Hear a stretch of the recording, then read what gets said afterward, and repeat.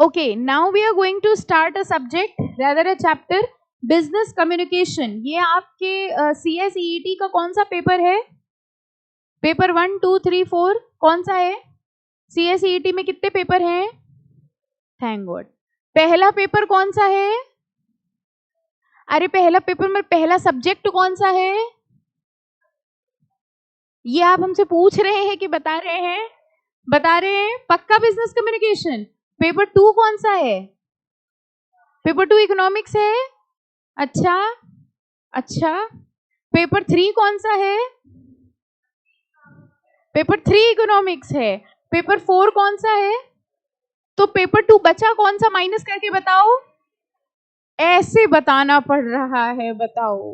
Paper 1 कौन सा है? Business communication. Paper 2 legal aptitude and logical reasoning. Paper 3 economics and business environment and paper 4 is current affairs. ठीक है, तो आज हम लोग पेपर 1 स्टार्ट करने वाले हैं, बिजनेस कम्युनिकेशन। वैसे कम्युनिकेशन की अगर हम लोग बात करें तो हमें आपको कुछ बताने की जरूरत नहीं है, आप इस कला में हमसे ज्यादा माहिर हैं। कम्युनिकेशन की बात करें तो आप बहुत तेज हैं बातें करने में, है ना, इतनी जल्दी दोस्ती बनाने में, है ना, यही तो कर रहे हैं। ऑल फॉर्म्स ऑफ कम्युनिकेशन आपको आते हैं, रिटन करा लो। हमारे टाइम पे रिटन कम्युनिकेशन का मतलब होता था लेटर राइटिंग। आपके जमाने में रिटन फॉर्म ऑफ कम्युनिकेशन मतलब मैसेज टाइपिंग। हाँ, है ना, व्हाट्सएप में इतनी स्पीड से मैसेज करना, है ना, ये सब आपको आता है। तो चाहे ओरल कम्युनिकेशन हो चाहे रिटन कम्युनिकेशन हो, कम्युनिकेशन आपकी फील्ड है।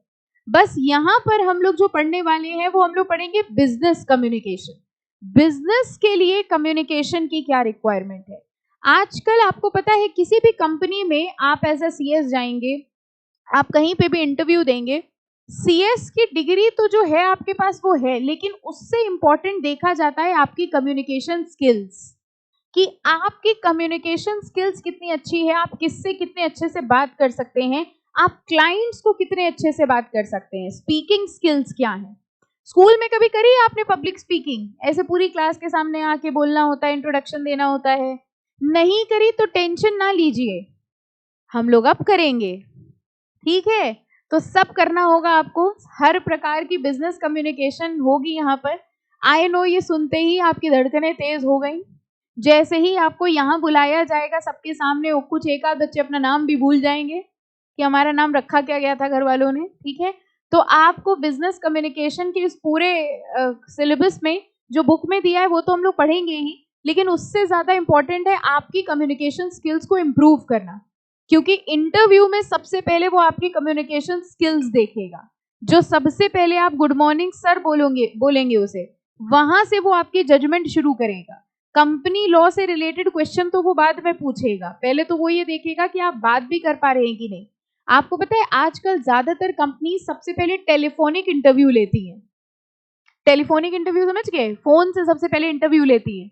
फोन से इंटरव्यू लेके बताओ वो क्या देखना चाह रही है, कि आप बात कर पा रहे हैं कि नहीं, कम्युनिकेशन स्किल्स अच्छी हैं कि नहीं। अगर आपकी कम्युनिकेशन स्किल्स अच्छी नहीं है, वो आपसे क्वेश्चन पूछ रहा है, आप हैं कर रहे हैं क्या बोल रहे हो, तेज बोलो, जैसे आप अपने दोस्तों से बोलते हैं। ऐसी सिचुएशन में फिर वो आपको कंपनी बुलाएगा ही नहीं इंटरव्यू के लिए, क्योंकि आजकल ज्यादातर कंपनीज इंटरनेशनल कंपनीज के साथ डील करते हैं। ज्यादातर कंपनीज की इंटरनेशनल ब्रांचेस होती हैं।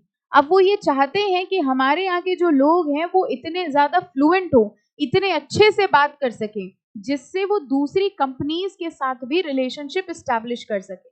सो इट्स नॉट दैट, ऐसा जरूरी नहीं है कि आपको इंग्लिश बहुत अच्छी आती हो। Communication skills means how you talk with another person. कुछ बच्चे ऐसे होते हैं जिनकी इंग्लिश बहुत अच्छी होती है लेकिन फिर भी उनको सबके सामने बोलने में बड़ा डर लगता है। कुछ बच्चे ऐसे होते हैं उनकी इंग्लिश नहीं अच्छी है लेकिन अभी आप यहाँ बुला लीजिए वो फटाफट बोल देंगे। It's all about your confidence, कितना कॉन्फिडेंस है आपके अंदर। तो हम लोग इस पूरे सिनेरियो में जो बुक में लिखा है वो तो पढ़ेंगे ही, जो एग्जाम में आना है। इसके अलावा हम लोग थोड़ी सी वर्किंग करेंगे अपनी कम्युनिकेशन स्किल्स पे भी। और आपको पता ही होगा इसीलिए इंस्टीट्यूट ने वाइवा का पोर्शन भी रखा था। वो तो हो नहीं रहा है इतने टाइम से, बट हम लोग कम्युनिकेशन स्किल्स की भी प्रैक्टिस करेंगे। आपको एक टॉपिक देंगे और आपको यहाँ आके इलेबोरेट करना होगा जैसा आप स्कूल में करते थे। प्लस हम लोग पीपीटी भी करेंगे। What is PPT? सुना है कभी? पावर पॉइंट प्रेजेंटेशन बनाई है कभी किसी ने? पावर पॉइंट प्रेजेंटेशन अगर बनाई है तो बहुत अच्छी बात है, नहीं बनाई है तो अब बनाएंगे, क्योंकि ये बेसिक चीजें आना बहुत जरूरी है। जब भी आप आगे किसी कंपनी में जाएंगे तो और ये कोर्स में नहीं होगा, किसी कोर्स में आपको पीपीटी बनाना नहीं सिखाया जाएगा, बट यहाँ पर I will give you a topic, आपको पीपीटी बनानी है, आपको सीखना है कैसे बनती है, ना समझ में आए हमसे हेल्प ले सकते हैं, किसी से भी हेल्प ले सकते हैं, and then you are going to elaborate a topic with a PPT over here. ठीक है, आपकी पीपीटी यहाँ पर चलवाएंगे और आपको सबको उस पीपीटी के थ्रू समझाना होगा। ठीक है, करेंगे सब लोग? अब आप सोच रहे हैं ना जिस दिन होगा उस दिन एब्सेंट हो जाएंगे, ऐसा नहीं चलेगा, कभी ना कभी तो आओगे, जिस दिन आओगे उसी दिन हो जाएगी आपकी पीपीटी। ओके फाइन, तो चलिए फिलहाल हम लोग लेसन नंबर 4 के साथ स्टार्ट करेंगे, कॉन्सेप्ट ऑफ बिजनेस कम्युनिकेशन। चलिए, कम्युनिकेशन का बेसिक मतलब क्या हुआ? जब दो लोग आपस में एक दूसरे से बात कर रहे हैं, वर्ड्स एक्सचेंज कर रहे हैं, आइडियाज एक्सचेंज कर रहे हैं, उसको क्या कहा जाता है? Communication. The word communicate, her book में ऐसी लाइन आपको मिलती होगी। कम्युनिकेट वर्ड कहां से डिराइव्ड है? Latin word communis, which means to share. हर चीज में आपको मिलता होगा, इकोनॉमिक्स में भी ये लाइन मिलती है, इसमें भी मिलती है, लॉ में भी मिलेगी, ठीक है, सब जगह ऐसी लाइन मिलती है कि ये वर्ड कौन से वर्ड से डिराइव्ड है। सो फिलहाल कम्युनिकेट वर्ड कहां से डिराइव्ड है? लैटिन वर्ड जिसका मतलब क्या है? Communis, which means to share.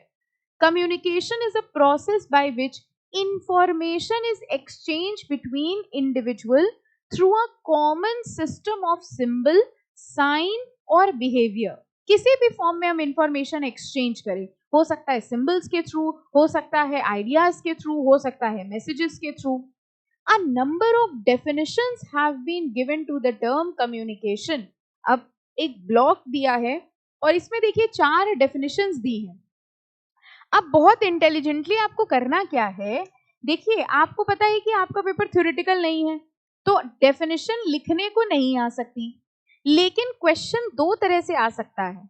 एक क्वेश्चन ये आ सकता है कि वो आपको डेफिनेशन दे देंगे, for example communication in its simplest form of conveying information from one person to another, whose definition is this.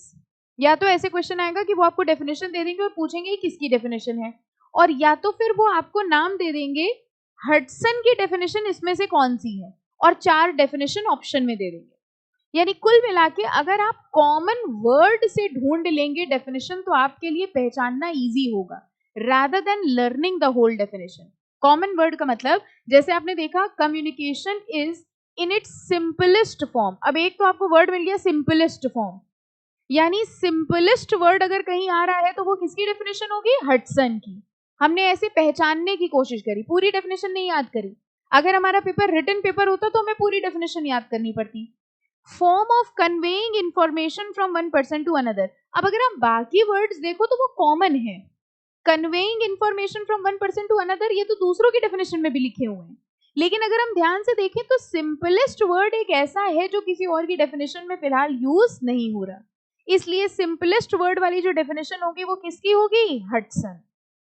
Okay, तो हमें डेफिनेशन भी नहीं याद करनी पड़ी और दोनों तरीके के क्वेश्चंस हम सॉल्व कर लेंगे। ओके, इसी तरह सेकंड डेफिनेशन देखिए, communication is transfer of information from one person to another whether or not it elicits confidence. इसमें अजीब सा शब्द बताओ क्या आ रहा है? एलिसिट्स कॉन्फिडेंस। किसकी डेफिनेशन है ये? कून्स एंड ओडोनल्स की। तो इस तरह से अगर आप याद रखेंगे तो आपका क्वेश्चन हमेशा सही होगा। तो इतनी बड़ी डेफिनेशन याद नहीं रखेंगे, हम कॉमन वर्ड्स देख लेंगे। सिंपलेस्ट वर्ड आ रहा है तो वो हडसन की डेफिनेशन होगी, एलिसिट्स कॉन्फिडेंस वर्ड आ रहा है तो वो कून्स एंड ओडोनल्स की होगी। तीसरा है communication is an exchange of fact, idea, opinion, emotion bye 2 और मोर पर्सन। तो जब ये वर्ड्स आ रहे हो, फैक्ट, आइडिया, ओपिनियन, इमोशन, यानी हम लोग किसकी डेफिनेशन की बात कर रहे हैं? George Terry. ठीक है, and fourth, communication is the sum of all things. वैसे इनकी डेफिनेशन को पहचानने का तरीका यह है कि सबसे बड़ी इन्हीं की है, यस और नो? सबसे बड़ी डेफिनेशन इन्हीं की है, 3 लाइन की। Communication is a sum of all things one person does when he wants to create understanding in the mind of another, it is a bridge of meaning, ये भी एक अलग सा वर्ड मिला, bridge of meaning. It involves a systematic and continuous process of telling, listening and understanding. ये किसकी definition है? Allen Louis. ठीक है, तो 4 डेफिनेशन है. पहला बताइए, सिंपलेस्ट वर्ड जिसमें था वो किसकी डेफिनेशन है? हडसन. ओके, एलिसिट कॉन्फिडेंस किसकी थी? एलिसिट कॉन्फिडेंस किसकी थी? Coons and O'Donnell. ठीक है, जॉर्ज ओडोनल. ये किसने बताया? दोनों की शादी करा दी आपने. वो जॉर्ज टेरी हैं, वो कून्स ओडोनल हैं. आपने एक नया प्राणी उत्पन्न किया, आपने कहा जॉर्ज ओडोनल, यानी आपने दोनों की शादी करा दी, है ना. अब अगला वाला आप बताएंगे कून्स टेरी. ऐसा नहीं करना है भाई. अच्छा, अगर हम फैक्ट, आइडिया, ओपिनियन और इमोशन की बात कर रहे हैं तो हम किसकी बात कर रहे हैं? जॉर्ज टेरी. और वो सबसे बड़ी वाली डेफिनेशन, ब्रिज वाली, एलन लुइस. तो बिना डेफिनेशन याद करे हमारे चारों काम हो गए. ठीक है, फाइन. चलिए, communication is an essential condition of our existence. कह रहे हैं हमारे एग्जिस्टेंस में कम्युनिकेशन बड़ा जरूरी है. Communication is a two way process. बड़ी इंपॉर्टेंट लाइन है. कह रहे कम्युनिकेशन 2-वे प्रोसेस है, 1-वे प्रोसेस है? Two way process. लेकिन एक बात बताइए, कई बार ऐसा होता है घर में मम्मी आपको डांटती रहती, आप सुनते ही नहीं है. ये 2-वे हुआ कि 1-वे हुआ? बल्कि आप ईयरफोन और लगा लेते हैं. बताइए, 2-वे हुआ कि 1-वे हुआ? 1-वे हुआ. कम्युनिकेशन हमेशा 2-वे होता है. आप सुन रहे हैं उनकी, रिएक्ट नहीं कर रहे हैं. ऐसा नहीं हो सकता आप सुन ही नहीं रहे हैं. सुन तो रहे हैं, गुस्सा अंदर ही अंदर आपके भी आ रही है, बोल सकते नहीं है, खाना मिलना है रात को, है ना. इसलिए ये 2-वे है. अब वो ओरल कर रही हैं, आप मन ही मन चला रहे हैं, बट है वो भी 2-वे कम्युनिकेशन. ठीक है, अब हम आपको पढ़ा रहे हैं, आप शांति से बैठे, ये 1-वे नहीं हुआ. हम आपको पढ़ा रहे हैं, आपके मन में चल रहा है, पता नहीं बोलती चली जा रही, एक कोने में बैठ जाती है, सत्संग शुरू हो जाता है इनका. ये आपके मन में चल रहा है, आपने हमसे कुछ नहीं बोला, लेकिन फिर भी ये 1-वे नहीं हुआ. ये कौन सा कम्युनिकेशन हुआ? 2-वे. ठीक है, अब आप आए हैं तो बर्दाश्त करना पड़ेगा 1 घंटा, है ना. चलो आगे देखो. There must be at least 2 person. कह रहे हैं 2 लोग होना बहुत जरूरी है. There must be at least 2 persons to allow the completion of the process. 1 takes up the role of the sender. कह रहे हैं एक सेंडर होगा और दूसरा receiver. Webster dictionary states that communication is the act of exchanging information and understanding from one person to another. तो हम जब आइडियाज एक्सचेंज करते हैं, फैक्ट्स एक्सचेंज करते हैं, तो इसको क्या कहा जाता है? कम्युनिकेशन. अच्छा बताओ, सिंपलेस्ट वाली डेफिनेशन किसकी थी? हडसन की. ठीक है, फैक्ट, आइडिया, इमोशन वाली किसकी थी? जॉर्ज टेरी कि कून्स ओडोनल? जॉर्ज टेरी पक्का. वो बड़ी वाली डेफिनेशन किसकी थी? Allen Louis. बची किसकी? कून्स एंड ओडोनल की डेफिनेशन में कौन सा वर्ड था? Elicits confidence. कम्युनिकेशन 3-वे प्रोसेस है, 2-वे है पक्का?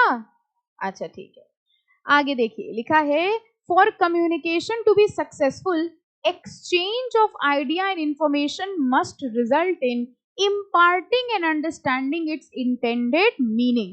2 लोग आपस में कम्युनिकेशन कर रहे हैं, उसके साथ साथ उन दोनों को आपस में उस कम्युनिकेशन का मीनिंग समझना भी जरूरी है, तब कम्युनिकेशन सक्सेसफुल माना जाएगा. आगे देखिए, बिजनेस कम्युनिकेशन पे आते हैं. बिजनेस कम्युनिकेशन क्या है? नॉर्मल जो आप लोग आपस में बातें करते हैं वो कम्युनिकेशन है, लेकिन बिजनेस पर्पस के लिए जो कम्युनिकेशन करते हैं उसको क्या कहा जाता है? Business communication. When one communicates to transact some commercial activity, that is providing goods or services with the intention of generating profit, it is termed as business communication. तो बिजनेस पर्पस के लिए हम कम्युनिकेशन करते हैं. For example, आपने किसी company से goods खरीदने के लिए डिमांड करी, उन्होंने आपको रिप्लाई किया, ये कम्युनिकेशन आपका और जो कंपनी का हो रहा है, ये in the course of business हो रहा है. ऐसे कम्युनिकेशन को क्या कहा जाता है? Business communication. Okay, according to Scott, administrative communication is a process which involves transmission and accurate replication of idea ensured by feedback. Feedback क्या होता है? फीडबैक का मतलब क्या होता है? प्रतिक्रिया. Okay, response. ओके, यानी हमने आपको मैसेज दिया, आपका जो रिस्पॉन्स आएगा उससे ये कंफर्म होगा कि मेरा मैसेज जा रहा है कि नहीं जा रहा है। अब हमने आपको पढ़ाया, जो हम आपको पढ़ा रहे हैं आप उसमें ऐसे ऐसे सर हिला देते, इससे हमें रिस्पॉन्स मिल गया। क्या रिस्पॉन्स मिला? कि हाँ समझ में आ रहा है। ठीक है, कई बार क्या होता है आपने देखा होगा, टीचर बोल रही है, बच्चे एकदम साइलेंट बैठे हैं, ना में मुंह हिला रहे, ना हाँ में मुंह हिला रहे हैं, इसका मतलब सब बाउंस जा रहा है। देखो एक बॉल होती है जो टिप्पा खा के जाती है ना, बॉल तो पता होगी, हाँ यस मैम ये जरूर पता है। और एक बॉल होती है जो ऊपर चली जाती है, उसको बाउंसर कहते हैं, है ना। तो कई बार आपको ऐसे पढ़ाया जाता है, ऐसे टॉपिक पढ़ाए जाते हैं जो आपके सर के ऊपर से निकल जाते हैं, उस टाइम आपका कोई रिएक्शन नहीं होता, ना आप हाँ बोलते हैं ना आप ना बोलते हैं। ठीक है, यानी जब फीडबैक नहीं आएगा तब तक वो कम्युनिकेशन सक्सेसफुल नहीं माना जाएगा। आगे देखिए नेक्स्ट पेज पे फीचर्स ऑफ कम्युनिकेशन लिखे हैं, नोट्स इसके भी बनेंगे। अब आप चाहें तो अलग अलग कॉपी बना लें, ठीक है, अगर मतलब आराम से कॉपियां हैं आपके पास तो आप 4 अलग अलग कॉपी बना सकते हैं चारों सब्जेक्ट्स के लिए। ठीक है, इसके लिए लॉ के लिए, इकोनॉमिक्स के लिए और करंट अफेयर्स के लिए। और अगर आपने अपनी बाकी सारी कॉपियां बेच दी हैं, एक ही कॉपी है, तो आप उसमें वही पेज डिवाइड वाला कर लीजिए, स्टार्टिंग में थोड़े में लॉ कर लीजिए, फिर इकोनॉमिक्स कर लीजिए, फिर एक वो कर लीजिए business communication and current affairs. वाली कॉपी याद है ना, इंग्लिश हिंदी मैथ्स एक ही में होती थी, उस टाइप की। ठीक है, हाँ नोट्स सबके चेक होंगे, जिस टर्न पे जो क्लास होगी उसकी कॉपी लेके आइएगा, उसके नोट्स चेक होंगे। ठीक है, अगर आपने अच्छे नोट्स बनाएंगे तो आपको स्टार मिलेगा, असली वाला स्टार नहीं, ऐसे रजिस्टर में बना देंगे स्टार। चलो फीचर्स ऑफ कम्युनिकेशन की बात करते हैं। सबसे पहले फीचर बताइए, communication is a two way process, दो लोग होने जरूरी हैं। सक्सेस और failure of a communication is decided by the feedback. Second, communication बस एक बार होता है कि चलता रहता है? जैसे आप एक बार अपने दोस्त से बात करते हैं या एक बार शुरू करते हैं फिर तो होती ही चली जाती है, फिर 2 घंटे उससे बात करने के बाद आप फोन में कहते हैं चलो बाकी बातें बाद में करेंगे। ऐसा होता है ना, आप अपने दोस्त को फोन मिलाते हैं, आप 2 घंटे 3 घंटे उससे बात करते हैं और 3 घंटे बाद आप बोलते हैं कि अभी जल्दी में है, बाकी बातें बाद में करेंगे। तो ये ऑन गोइंग प्रोसेस चलता है आपका कि वन टाइम प्रोसेस होता है? ऑन गोइंग, कह रहे communication is an ongoing process. कह रहे हर तरीके की ऑर्गेनाइजेशन में, all the levels of management में कम्युनिकेशन होता है। Communication is essential in all kinds of organisation at all levels of management. 2 feature हो गए और 5 डेफिनेशन थी। कुछ लोग मान गए 5 ही होंगी। 5 डेफिनेशन थी, 4 थी। पहली कौन किसकी थी? हडसन। दूसरी कून्स एंड ओडोनेल। ठीक है, तीसरी जॉर्ज टेरी, चौथी एलन लुइस। ठीक है, ये 4 डेफिनेशन थी। फीचर हम लोगों ने अभी तक 2 पढ़े कम्युनिकेशन के। पहला टू वे प्रोसेस, दूसरा ongoing process. Third, communication consists of not only facts but ideas and emotions too.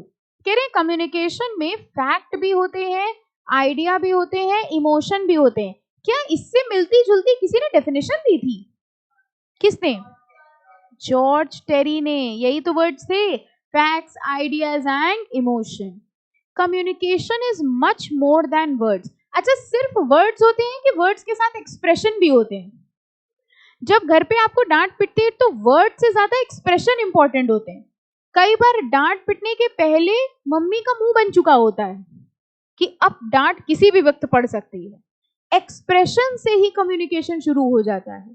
ठीक है, लेकिन अगर मान लीजिए कोई बहुत तेज हंस रहा है लेकिन बोलने में वो डांट रहा है, क्या आप उसको सीरियसली लेंगे? नहीं लेंगे। That means words should be accompanied by expression. The tone and facial expression often carry a greater meaning than words. Tone बहुत इंपॉर्टेंट है। आप अपने घर में टोन समझ गए हैं, अगर इस तरह से आवाज लगाई गई है तो डांट पिटने वाली है, अगर नॉर्मल तरीके से आवाज आई है इसका मतलब कुछ बढ़िया चल रहा है ना। टोन से हम ज्यादा समझ में आते हैं। आप अपने फ्रेंड्स की टोन भी समझते हैं, आप अपने फ्रेंड की टोन से ये गेस कर सकते हैं कि उसका मूड खराब है कि अच्छा है। ऐसा होता है ना, आपके फ्रेंड बोला हाँ हेलो बोलो क्या हुआ, क्या बात है, मूड क्यों ऑफ है तुम्हारा, ये आपने अपने आप इमेजिन कर लिया। क्यों? क्योंकि वर्ड से ज्यादा क्या इंपॉर्टेंट होता है? Tone and facial expression. 3 features हो गए। पहला टू वे प्रोसेस, दूसरा ऑन गोइंग प्रोसेस, तीसरा it consist of facts, ideas and emotions. Dynamic process होता है कम्युनिकेशन की static? What is static and dynamic? जो चेंज होता रहता है हमेशा डायनामिक, जो रुका हुआ है स्टैटिक। कम्युनिकेशन हमेशा एक जैसा होता है कि चेंज होता रहता है, चेंज होता रहता है। कभी हम गुस्से से बोलेंगे, कभी हम खुश होकर बोलेंगे, कभी हम प्यार से बोलेंगे। So communication is a dynamic process. अच्छा एक बात बताइए, आप अपने टीचर्स से जैसे बात करते हैं, पेरेंट्स से जैसे बात करते हैं और दोस्तों से जैसे बात करते हैं, सब एक पैटर्न पे होता है कि सब अलग अलग होता है? सब अलग अलग होता है ना। जितनी इज्जत से आप अपने टीचर्स से और पेरेंट्स से बात करते हैं, क्या इतनी इज्जत आपके दोस्तों को मिलती है? नहीं मिलती है। इसी से समझ में आ जाता है कि it is a dynamic process. ठीक है, सबसे बात करने का तरीका अलग होगा। 4 फीचर हो गए। पहला बताओ, two way process, ongoing process, fact, emotions, ideas and dynamic process. ठीक है, अभी हम सबसे लाइन से पूछेंगे सारे। 5th, communication is a goal oriented process. Goal, कोई ना कोई पर्पस होता है। अब इस टाइम हम यहाँ पर अगर आपसे कम्युनिकेशन कर रहे हैं तो हमारा गोल क्या है? कि हम आपको चैप्टर पढ़ाएं। आपका गोल क्या है? कि आप ये चैप्टर पढ़ें। जब भी हम बिजनेस कम्युनिकेशन करते हैं या कम्युनिकेशन करते हैं तो किसी ना किसी पर्पस के लिए करते हैं। कितने पॉइंट्स हो गए?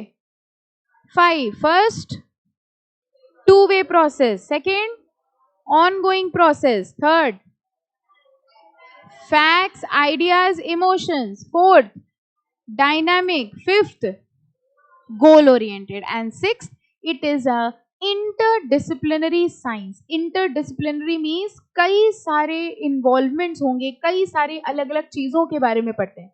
अलग अलग तरीके की साइंस होती हैं, जैसे knowledge derive from several sciences used in communication. जैसे इंपॉर्टेंट मार्क कर लो, एक साइंस होती है एंथ्रोपोलॉजी। एंथ्रोपोलॉजी का मतलब होता है स्टडी ऑफ बॉडी लैंग्वेज। कभी कभी लोगों की बॉडी लैंग्वेज से भी हम कई चीजें समझ जाते हैं। जैसे आपको पता है, to sit like this with folded hands, this shows a negative impression. जैसे आप इंटरव्यू में गए, एक इंटरव्यू का पैनल है आपके सामने और आप यूं बैठ गए, इसका मतलब पता है क्या होता है? देखे क्या पूछोगे? पूछ के दिखाओ। बोला आपने कुछ नहीं, लेकिन आपका एक्सप्रेशन यही है। आपके सामने कोई जरूरी बात कर रहे हो और अगर आप फोल्डेड हैंड से बैठ गए, इसका मतलब आई एम नॉट इंटरेस्टेड, तुम्हें जो बोलना है बोलो। ये बॉडी लैंग्वेज होती है। ओके, जब भी आप किसी सीनियर से मिलते हैं तो थोड़ा सा झुक के मिलते हैं, ग्रीट करते हैं, ठीक है, थोड़ा स्माइल करके मिलते हैं, ये बॉडी लैंग्वेज होती है।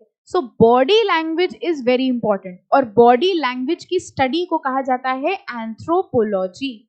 Okay fine. तो जब भी इंटरव्यू वगैरह में कहीं जाइएगा तो never seat like this. Sitting with a folded hand shows I am not interested, I am least interested, तुम्हें जो बोलना है बोलो, हमें मतलब नहीं है। ठीक है, ये आपने मन में बोला, उससे बोलोगे नहीं, सिर्फ आप फोल्डेड हैंड से बैठ के, इसका मतलब हमें नहीं समझ में आ रहा तुम क्या बोल रहे हो। Okay, so that is what is anthropology. Psychology, psychology सुना है ना? Study of persuasion, perception and attitude. जब हम लोगों के एटीट्यूड्स के बारे में पढ़ते हैं, उनके परसेप्शन के बारे में, यानी वो कैसा सोचते हैं, वो कैसा थिंक कर रहे हैं, उसकी स्टडी को हम लोग कहते हैं साइकोलॉजी। जैसे कहते हैं ना, इसकी साइकोलॉजी ये है कि ये इस टाइम ये सोच रहा होगा। तो लोगों का एटीट्यूड पढ़ना, लोगों की साइकोलॉजी देखना is the science known as psychology. Sociology and political science, study of voting behaviour. तभी आपने सुना होगा ये एक सब्जेक्ट भी होते हैं, सोशियोलॉजी एंड पॉलिटिकल बिहेवियर।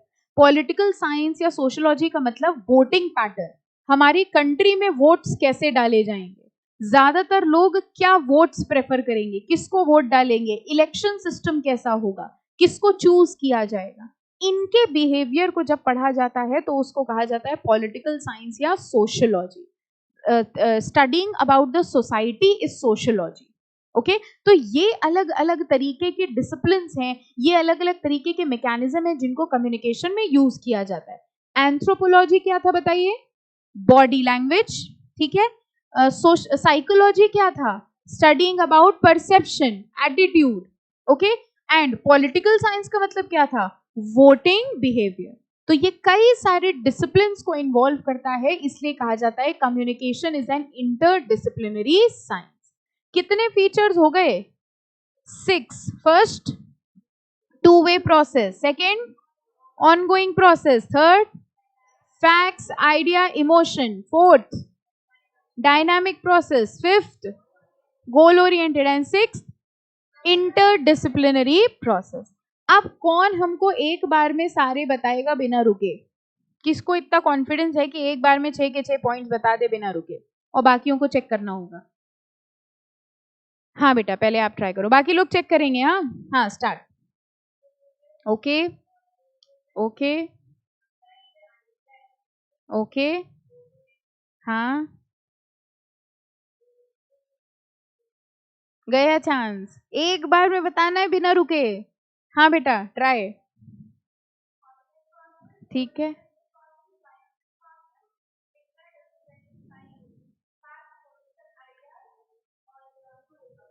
हो गए सारे? पक्का हो गए? लाइन से बताए कि नहीं बताए? लाइन से नहीं बताए, कोई बात नहीं, चलो और। हाँ पार्ट ट्राई। हम्म हम्म हम्म हम्म, सही है सारे? पक्का? और किसी को ट्राई करना है? सब कह रहे नहीं हो गया, चलो आगे बढ़ो, है ना? ट्राई करो सत्य। हम्म हम्म, ठीक है, very good. Third, very good. Fourth, fifth, एक और बचा है। हाँ, इंटरडिसिप्लिनरी साइंस, ठीक है। ये 6 फीचर्स होते हैं किसके? कम्युनिकेशन के। Very good. आगे बढ़ते हैं, इंपॉर्टेंस ऑफ कम्युनिकेशन क्या है, क्या फायदा होता है कम्युनिकेशन से? Effective communication has always been essential for success in business. In times communication has become all the more essential due to following reasons. Increase in size. आजकल देखिए कंपनीज बड़ी बड़ी हो रही हैं, जितनी बड़ी कंपनी होगी उतने ज्यादा एम्प्लॉयज होंगे, और अगर बहुत ज्यादा एम्प्लॉयज होंगे तो उनके बीच में क्या होना जरूरी है? कम्युनिकेशन। पहले के टाइम पे एक छोटी सी दुकान है, उस एक छोटी सी दुकान में एक बंदा बैठा हुआ है, वो किससे कम्युनिकेशन करे? उसके पास कोई है नहीं वो जिससे बात करे। लेकिन आजकल बड़ी बड़ी कंपनीज होती हैं जिनमें बहुत सारे डिपार्टमेंट्स होते हैं, और उन डिपार्टमेंट्स में कई सारे एम्प्लॉयज, और अगर हम चाहते हैं कि सारे एम्प्लॉयज एक तरह से काम करें तो उनके बीच में क्या होना जरूरी है? कम्युनिकेशन। तो ये कह रहे हैं business firms have grown tremendously in scale of operation. A large business firm today employs thousands of people and has operation in different parts of the world. और उन सबसे आपस में बातचीत करने के लिए एक एफिशिएंट सिस्टम ऑफ कम्युनिकेशन होना जरूरी है। सेकंड, पहला हुआ इंपॉर्टेंस। ऊपर वाले पॉइंट्स किस चीज के थे? फीचर्स थे कि इंपॉर्टेंस थे? ये किस चीज के हैं? इंपॉर्टेंट। और वो स्टार्टिंग में 4 क्या थे? डेफिनेशन। चैप्टर का नाम क्या है? Business communication. चैप्टर नंबर कौन सा है? और पेपर कौन सा है ये? फर्स्ट? पक्का? ठीक ठीक ठीक। ग्रोइंग स्पेशलाइजेशन, कह रहे हैं भैया आजकल स्पेशलाइजेशन बहुत ज्यादा हो रहा है। एक कंपनी में भी कई सारे डिपार्टमेंट्स होते हैं, आपने सुना होगा एक मार्केटिंग डिपार्टमेंट, एक प्रोडक्शन डिपार्टमेंट, एक सेल्स डिपार्टमेंट। हर डिपार्टमेंट अपने आप में स्पेशलाइजेशन कर रहा है, अपना अलग काम कर रहा है। और अगर ये डिपार्टमेंट्स आपस में एक दूसरे से बातचीत करना चाहते हैं, उसके लिए क्या होना जरूरी है? एक एफिशिएंट कम्युनिकेशन सिस्टम।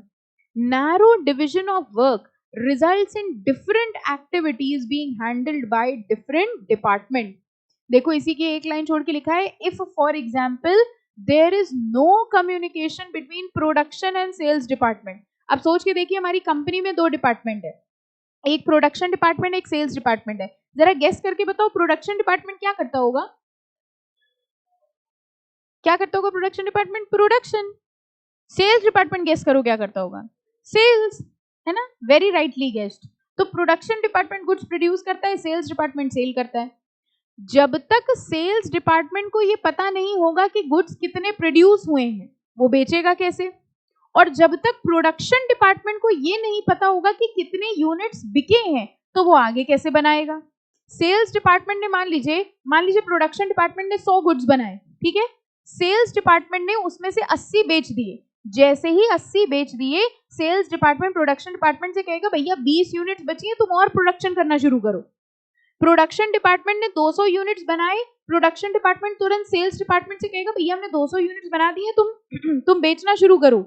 इनके बीच में अगर कम्युनिकेशन नहीं होगा तो फिर एस्टैब्लिशमेंट में काम नहीं हो सकता।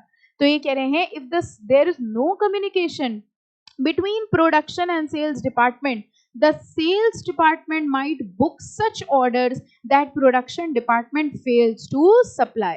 अब सोचिए सेल्स डिपार्टमेंट ऑर्डर पे ऑर्डर लिए जा रहा है, लेकिन प्रोडक्शन डिपार्टमेंट गुड्स नहीं बना रहा है, रॉ मटेरियल खत्म हो गया है, लेकिन क्योंकि उनके बीच में कम्युनिकेशन नहीं है इसलिए sales department is continuously taking the orders. ये एक अच्छा मैनेजमेंट होगा कि बुरा मैनेजमेंट माना जाएगा? बुरा मैनेजमेंट। दो फीचर्स हो गए, दो इंपॉर्टेंस हो गए। पहली इंपॉर्टेंस क्या थी कम्युनिकेशन की? Increase in size. दूसरा ग्रोइंग स्पेशलाइजेशन।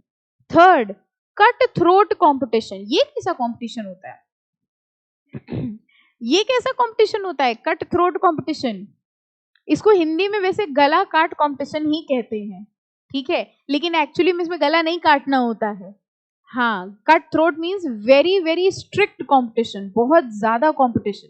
आप देखिए आज की तारीख में जितनी भी कंपनीज हैं वो सब बहुत ज्यादा कंपटीशन कर रहे हैं और वो चाहते हैं कि सारे के सारे कस्टमर्स हमारे पास आए, इसीलिए तो एडवर्टाइजमेंट दिखा रहे हैं।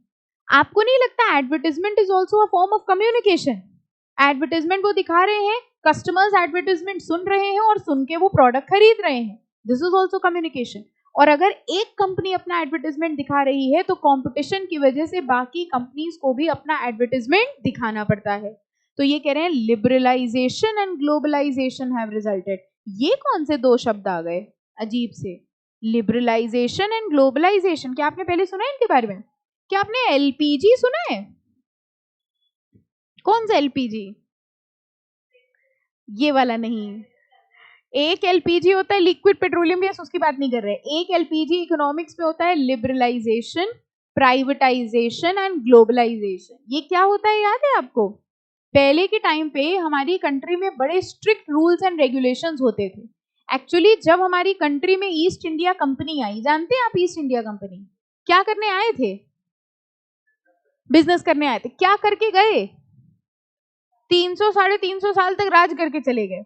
तो जब हमारी कंट्री ने बड़ी मुश्किल से आजादी पाई तो उनको डर लग गया, उन्होंने कहा अब कोई भी बाहर से आने ना पाए, ना हम बाहर जाएंगे ना हम बाहर वालों को आने देंगे। पहले वालों को भेजने के लिए 300 साल लग गए और तब के ये तो को लोग भी थे, भगत सिंह और ये सब लोग थे जिन्होंने आजादी दिलाई। आज अगर ऐसा हो जाए और आप लोग से कहा जाए, आप कहेंगे हम थोड़ी, हमारे सीएस के पेपर है, हम थोड़ी आजादी दिलाने जाएंगे, है ना? तो इसलिए गवर्नमेंट ने कहा भैया रिस्क नहीं लेंगे। उन्होंने कहा अब ना कोई बाहर से अंदर आएगा ना कोई अंदर से बाहर जाएगा, ना इंपोर्ट होगा ना एक्सपोर्ट होगा, सब बंद। लेकिन धीरे धीरे उनको समझ में आया कि भैया अगर इंपोर्ट एक्सपोर्ट बंद कर देंगे तो बिजनेस कैसे करेंगे, क्योंकि हमारी कंट्री सारी चीजें बना नहीं सकती, तो हमको बाहर से माल खरीदना ही पड़ेगा। तो धीरे धीरे उन्होंने नियम कानूनों को रिलैक्स करना शुरू किया, लिबरल करना शुरू किया। पहले रूल्स एंड रेगुलेशन स्ट्रिक्ट थे, फिर उन्होंने उसको लिबरल किया, इजी किया। उन्होंने कहा ठीक है, थोड़ी थोड़ी कंट्रीज अपना सामान यहाँ बेच सकती हैं, थोड़ी कंट्रीज में हम लोग अपना सामान बाहर बेच सकते हैं। इसी को क्या कहा गया? लिबरलाइजेशन। फिर पहले के टाइम पे सारा सेक्टर सब कुछ किसके कंट्रोल में होता था? गवर्नमेंट के कंट्रोल में। गवर्नमेंट ने कहा कि भैया सब कुछ हमारे कंट्रोल में होगा तो काम चल नहीं पाएगा। क्वालिटी ऑफ गुड्स तभी अच्छे होंगे जब प्राइवेट कंपनीज को इनटू पिक्चर लाया जाएगा। तो गवर्नमेंट ने धीरे धीरे अपनी ओनरशिप छोड़ते गए और किसको ओनरशिप देते गए? प्राइवेट कंपनीज को। इसको क्या कहा गया? प्राइवेटाइजेशन। और जब लिबरलाइजेशन हो गया, प्राइवेटाइजेशन हो गया, धीरे धीरे हमारी कंट्री के goods all over the world बिकने लग गए। हम लोग सारी कंट्रीज के साथ ट्रेडिंग करने लग गए, बिजनेस करने लग गए, हम ग्लोबलाइज्ड हो गए। और इसको क्या कहा गया? ग्लोबलाइजेशन। तो ये तीन शब्द साथ में लिए जाते हैं, लिबरलाइजेशन, प्राइवेटाइजेशन एंड ग्लोबलाइजेशन। तो ये कह रहे हैं कट थ्रोट कॉम्पिटिशन का मतलब लिबरलाइजेशन और ग्लोबलाइजेशन के बाद हमारा कंपटीशन सिर्फ हमारे यहाँ के लोगों से नहीं है, हमारा कंपटीशन बाहर के लोगों से भी है। आप देखिए कितने प्रोडक्ट्स हमारी कंट्री में ऐसे हैं जो बाहर के हैं, बाहर के प्रोडक्ट्स हैं इंडिया में बिक रहे हैं। अब इंडिया वाला सोचता है भैया बाहर वाला तो एडवर्टाइजमेंट दिखा रहा है, हम भी एडवर्टाइजमेंट दिखाएंगे। अगर वो हमारे कस्टमर से कम्युनिकेट कर रहा है तो हमको भी कम्युनिकेशन करना पड़ेगा। तो कई सारी कंपनीज अपना एडवर्टाइजमेंट दिखाते हैं out of pressure and this leads to effective communication. तो कम्युनिकेशन इसलिए जरूरी है ताकि हम दूसरी कंपनीज के साथ कॉम्पीट कर सके। हम लोग इंपॉर्टेंस पढ़ रहे हैं कि फीचर्स पढ़ रहे हैं? कितने पॉइंट पढ़ लिए? 3। पहला increase in size, second growing specialisation, third cut throat competition. Trade union movement, जब भी हम लोग ट्रेड यूनियन की बात करते हैं, बताइए किसकी बात आती है? Labours, employees, labour, union leader, trade union. अब अगर इंप्लॉइज अपनी बातें मैनेजमेंट तक पहुंचाना चाहते हैं, उसके लिए भी क्या जरूरी है? कम्युनिकेशन। जितने भी इंप्लॉइज हैं उनकी कुछ डिमांड्स हैं, वो कुछ बातें हैं जो अपने मैनेजमेंट से करना चाहते हैं, और अपनी वो बातें मैनेजमेंट तक पहुंचाने के लिए उनको क्या चाहिए? Effective communication. 4 हो गए। पहला क्या था? Increase size, second growing specialisation, third cut throat competition, fourth trade union movement. In organization, employees union are very strong and powerful. Management must consult union leaders on several matter. बहुत सारे matters होते हैं जिसमें पहले union leader से consult किया जाता है, तब जाके डिसीजन मेकिंग की जाती है। 5th, human relation. एम्प्लॉइज आपस में भी तो बातचीत करते हैं। ह्यूमन रिलेशन, आपस में भी बातचीत करने के लिए क्या जरूरी है? Effective communication. Effective communication between management and employee is necessary to develop mutual trust and confidence. Participation of employees in decision making and other activity help to develop among them a sense of belonging and loyalty to the organization. आप खुद सोचिए, हर चीज में अगर management पूछेगा employ से, भाई आप बताइए क्या करना चाहिए, कौन सी पॉलिसी लेनी चाहिए, तो एम्प्लॉय ज्यादा मन लगा के काम करेंगे। ओके, तो कितने पॉइंट्स हो गए? 5। फर्स्ट क्या था? Increase in size, second growing specialisation, third cut throat competition, fourth trade union, fifth human relation, sixth public relation. सिर्फ इंप्लॉइज के ही रिलेशनशिप नहीं बननी चाहिए, बल्कि हमें रिलेशन और किससे बनानी है? पब्लिक से, कंज्यूमर से। Society expects a sense of responsibility from manager. Business has to keep the government, distributor, supplier, investor and other sections of society well informed about its contribution to the society. Customer से भी बात करनी पड़ती है, government से भी बात करनी पड़ती है, सोसाइटी से भी बात करनी पड़ती है, और इसके लिए भी क्या जरूरी है? Effective communication. और लास्ट पॉइंट है पर्सनल एसेट। कम्युनिकेशन हमारा क्या है? एसेट, एक पर्सनल एसेट है। Communication skill is essential for success in every job. Managers are required to deliver speeches. अच्छा, कभी आपने एक्सपीरियंस किया है, आप कई बार किसी दुकान में जाते हैं, भले ही आपको सामान ना लेना हो, लेकिन उस शॉपकीपर का बात करने का तरीका इतना अच्छा होता है कि आप उसके यहाँ से कुछ ना कुछ ले लेते हैं, कि अब आप सोचते हैं अच्छा चलो इतने अच्छे से बात कर रहे, कुछ ना कुछ तो ले ही लें। और कई बार उल्टा होता है, आप किसी दुकान में जाते हैं बिल्कुल सामान लेने के ऑब्जेक्टिव से, लेकिन उसके बात करने का तरीका ऐसा होता है कि आप तुरंत उठ के चले जाते हैं। इसका मतलब उसके प्रोडक्ट में फॉल्ट नहीं थी, प्रोडक्ट तक तो आप पहुंचे ही नहीं। उसका एसेट क्या है? उसकी कम्युनिकेशन स्किल्स। कुछ लोगों की कन्विंसिंग पावर बहुत अच्छी होती है, आपके फ्रेंड्स में भी ऐसे कुछ होते होंगे, उनकी कन्विंसिंग पावर बहुत अच्छी होती है, वो आपको बाहर जाने के लिए मना ही लेते हैं। कुछ लोगों की कन्विंसिंग पावर नहीं अच्छी होती, यानी ये सबका अपना पर्सनल एसेट होता है कि आप उसको किस तरह से पॉजिटिवली यूज करें। तो इंपॉर्टेंस ऑफ कम्युनिकेशन के 7 पॉइंट्स हैं, ठीक है। फीचर के कितने थे? 6 थे कि 7 थे कि 5 थे? 6 थे। पहला क्या था feature? 2 way process, second ongoing. अच्छा, पहला वाला याद नहीं आता है ना, फिर पहला याद आता है, फिर आपको लगता है ना हाँ हाँ ये वाले पॉइंट्स थे। पहला 2 way process, second ongoing process, third facts, ideas and emotion, fourth ही था ना, हाँ dynamic process, fifth goal orient, sixth interdisciplinary. Anthropology क्या था? Study of body language, okay. Psychology क्या था? Perceptions, attitudes and political science, voting behaviour. अभी कौन सी हेडिंग पढ़ रहे हैं? इसके 8 पॉइंट थे। 8? चलो ना, मेरी ना तुम्हारी 7.5। 7? अच्छा, पहला increase in size, second growing specialisation, third cut throat competition, fourth trade union, ठीक है। फिफ्थ रुको, 5th human relation, 6th public relation, 7th personal asset, 8th नहीं, हमें लगा जो बच्चे बुनबुन कर रहे हैं वो बुनबुनाते रह जाएंगे, उनको याद ही नहीं होगा, 7 पे खत्म हो गया। ठीक है, इंपॉर्टेंस हो गए, फीचर्स हो गए। अब देखते हैं कम्युनिकेशन का process. Okay, communication process start होता है डेवलपिंग एन आइडिया। सबसे पहले एक आइडिया डेवलप करते हैं, फिर हम उस आइडिया को एनकोड करते हैं। क्या आप बता सकते हो एनकोडिंग का मतलब क्या होता है? एनकोडिंग, अच्छा एक बात बताइए, जैसे आप कोई मैसेज भेजते हैं, आपको मान लीजिए कोई बात करनी है, आपने व्हाट्सएप पे वो मैसेज टाइप किया, ठीक है, वो जाता कैसे है? उसी लेटर्स के फॉर्म में जाता है, या आपने फोन पे बात करी तो आपने ओरली बोला, ठीक है, अब उस दूसरे बंदे तक आपकी आवाज कैसे जाती है? वॉइस के फॉर्म में जाती है कि सिग्नल्स के फॉर्म में जाती है? सिग्नल्स के फॉर्म में, तभी तो कहते हो सिग्नल नहीं आ रहा है। समझ में आया? इसका मतलब जो मैसेज हम बोल रहे हैं उसको ट्रांसमिशन के फॉर्मेट में कन्वर्ट करना is encoding. Encoding and decoding का मतलब समझो। एनकोड मतलब उसको एक ऐसे फॉर्म में कन्वर्ट करना जो मशीन रीडेबल हो, कंप्यूटर रीडेबल हो। अगर हम लोग टेलीफोन्स की बात करें तो वो वायर्स के फॉर्म में जाता है, अगर हम लोग कंप्यूटर्स की बात करें तो वो कंप्यूटर की रीडेबल फॉर्म में जाता है। तो अपने मैसेज को एक ऐसे फॉर्म में कन्वर्ट करना जिससे वो ट्रांसमिट हो सके, उसको कहा जाता है एनकोडिंग। अब दूसरे पर्सन के पास वो पहुंचा सिग्नल्स के थ्रू होगा, फिर वो उसको क्या करता होगा? डिकोड, तब वो उसको उसकी लैंग्वेज में समझ में आता है। बस ये सब कुछ होता इतनी जल्दी है कि आपने यहां से हेलो बोला और उसका वहां से हेलो आ गया।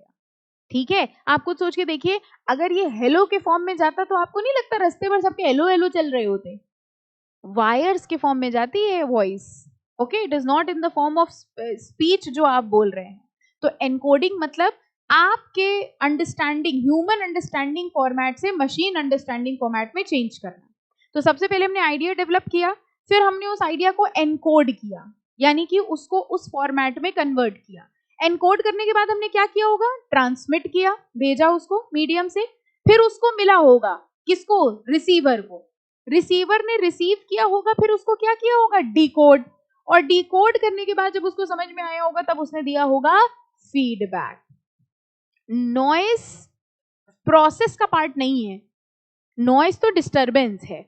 ठीक है, noise is not a part. ये 6 पॉइंट्स होते हैं इसका प्रोसेस। तो सबसे पहले आपके दिमाग में एक आइडिया आया, आपके दिमाग में आइडिया आया आज क्लास बंक करके घूमने चलते हैं, ठीक है, फिर आपने सोचा दोस्तों को भी बताते हैं, ठीक है, तो अब आप उनको फोन करेंगे, यानी अब आपका वो मैसेज किस फॉर्म में कन्वर्ट हो जाएगा? मशीन के फॉर्म में, यानी एनकोडिंग हो गया। एनकोडिंग होने के बाद वो सिग्नल्स के थ्रू ट्रांसमिट हुआ, ट्रांसमिट होने के बाद रिसीवर उसको रिसीव करेगा, उसका फोन बजा, ठीक है, फिर वो क्या करेगा? डिकोड करेगा, उसको अंडरस्टैंड करेगा, फिर वो अपना फीडबैक देगा, हाँ ठीक है मेरा भी मन नहीं था, चलो चले घूमने, ये उसका फीडबैक आ गया। ठीक है, ये कम्युनिकेशन प्रोसेस कंप्लीट हुआ। फाइन, तो सबसे पहला स्टेप क्या था? Developing an idea, then encode, then transmit, then receive, then decode, then feedback. ठीक है, फाइन। आगे देखो लिखा है नॉइस जो होती है वो तो डिस्टरबेंस है। Most of the time communication failure is caused by noise. Noise की वजह से कई बार कम्युनिकेशन फेलियर होता है। अच्छा, जैसे हमने इसकी हेडिंग करा दी, आप इसके अंदर पढ़ लोगे घर पर? पक्का? कोई डाउट हो तो हमसे पूछ लेना, और अगर आप बताओ तो हम रीड करा दें, जैसा आप बताओ। पढ़ लोगे? पक्का कि रीड करा दें? पढ़ लोगे ना? ठीक है, कोई डाउट हो तो पूछना। आप हमसे डाउट नहीं पूछोगे तो हम आपसे डाउट पूछ लेंगे। ये ठीक है? इसमें ठीक नहीं आया तुम्हारा, है ना? चलो, नॉइस हो गया भाई। नॉइस जो है वो इंटरफेयर करता है कम्युनिकेशन प्रोसेस में। जैसे मान लीजिए आप अपने दोस्त से बात कर रहे हैं, हम पढ़ा रहे हैं, आप अपने दोस्त से बात कर रहे हैं, तो आप अपने दोस्त के साथ कम्युनिकेशन प्रोसेस कर रहे हैं, और हम जो बोल रहे हैं पटर पटर, ये आपके लिए नॉइस बन जाती है। आप कह रहे हैं हम अपने दोस्त से बात कर रहे हैं, ये पटर पटर बोले जा रही है, हमारे दोस्त को समझ नहीं आ रहा। इसलिए कई बार बच्चे पता है क्या करते हैं, जब क्लास में ऐसे टीचर पढ़ा रही होती है तो वो लिख लिख के बात करते हैं। आपने भी करी होगी, करी कभी लिख लिख के बात? आपके कॉपी के पीछे वाले पन्नों में यही सब तो लिखा रहता है। जब आप ऐसे एक्सप्रेशन बना के बैठते हैं कि आप टीचर को देख रहे हो और एकदम ध्यान से सुन रहे हैं और धीरे धीरे ऐसे ऐसे लिख रहे हैं, टीचर को समझ आ जाता है कि ये बातें चल रही हैं, कुछ लोग कट्टम काट खेलने लग जाते हैं। ऐसा करा है ना आपने स्कूल में? ये देखो, हाँ आ गया, हाँ हाँ, ऐसा बहुत करा है। तो टीचर को लगता है बच्चा कितने ध्यान से हमको सुन रहा है, वो ध्यान कहीं और लगा है, वो देख आपको रहा है ना। तो नॉइज जो होती है वो कम्युनिकेशन प्रोसेस को इंटरफेयर करती है। If the channel medium we are relying upon is faulty, the message may be at time encoded wrongly.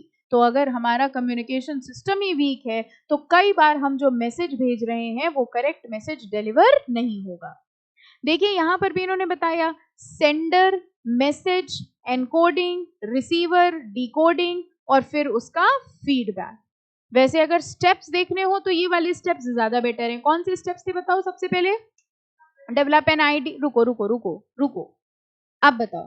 Develop an idea, encode, transmit, receive, decode, feedback.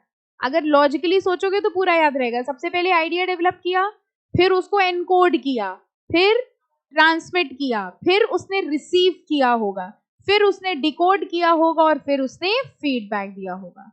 तो हमको ये बताओ बिजनेस कम्युनिकेशन की 4 definitions कौन कौन सी थी? सबसे पहली हडसन, ठीक है, हडसन की कौन सी थी? सिंपलेस्ट वाली, ठीक है। सेकंड कौन सी थी? कून्स एंड ओडोनल, उसकी कौन सी थी? एलिसिट कॉन्फिडेंस, ठीक है। तीसरी जॉर्ज टेरी, उसकी कौन सी थी?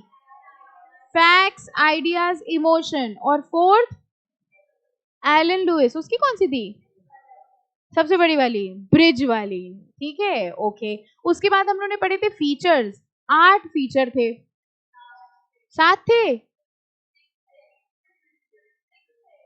कंफर्म करके बताओ ना, मेरे ने तुम्हारी 5.5 कर लें। 6, first two way process, second ongoing process, third facts, emotions, ideas, fourth dynamic process, fifth goal oriented, six interdisciplinary. उसमें एंथ्रोपोलॉजी क्या था? Body language. साइकोलॉजी क्या था? परसेप्शंस, एटीट्यूड्स, ठीक है। अच्छा, तीसरा नहीं पूछेंगे, बताओ तीसरा क्या था? Social and political. उल्टा भी हो सकता है, ठीक है। हाँ, अगर हम आपसे पूछें कि परसेप्शंस की स्टडी को क्या कहते हैं? साइकोलॉजी, ठीक है। बॉडी लैंग्वेज की स्टडी को एंथ्रोपोलॉजी, ओके। उसके बाद हम लोगों ने इंपॉर्टेंस पढ़ी, उसके 10 पॉइंट्स थे। 7, 8 कर लो, अब आधा घंटा हो गया, 8 ठीक नहीं?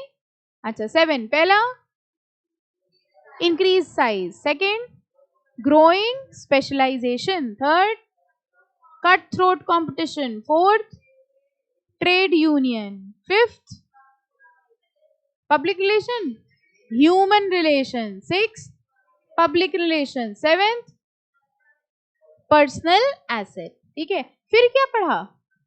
Communication process, first developing an idea, then encode, then transmit, then receive, then decode, then feedback, ठीक है, फाइन, ओके।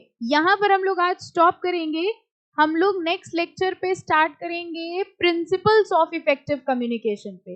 अब आपका होमवर्क ये है कि आपको रजिस्टर बनाना है और नोट्स लिखकर लाने हैं, ठीक है। और आपके नोट्स हम चेक करेंगे और अगर आपके नोट्स अच्छे हुए तो हम आपको क्या देंगे? स्टार, ठीक है। चलो, ओके, बाय बाय।